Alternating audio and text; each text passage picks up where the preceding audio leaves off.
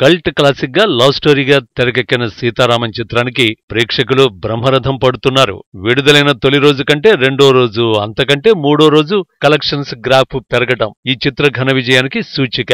దుల్కర్ సల్మాన్, మృణాల్ ఠాకూర్ల జంటకు ప్రశంసలు లభిస్తున్నాయి. రష్మిక మందన్న, సుమంత్ తదితర నటీనటులకు అభినందనలు వెల్లువెత్తుతున్నాయి. సీతారామం చిత్రాన్ని ఆద్యంతం రక్తి కట్టించిన దర్శకుడు హనూర్ రాఘవపూడి టాలెంట్ కి హ్యాట్స్ ఆఫ్ చెబుతున్నారు సినీ క్రిటిక్స్.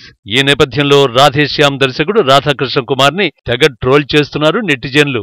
బ్యూటిఫుల్ పీరియాడికల్ లవ్ స్టోరీగా పేర్కొంటూ రాధేశ్యామ్ ని రూపొందించాడు Radhakrishna. Young rebel star Prabhas, అందాల భామ పూజా హెగ్డే నటించడంతో ఈ చిత్రానికి విపరీతమైన క్రేజ్ ఏర్పడింది. పాన్ ఇండియా చిత్రంగా రిలీజైన రాధేశ్యామ్ డిజాస్టర్ అయిన విషయం తెలిసిందే.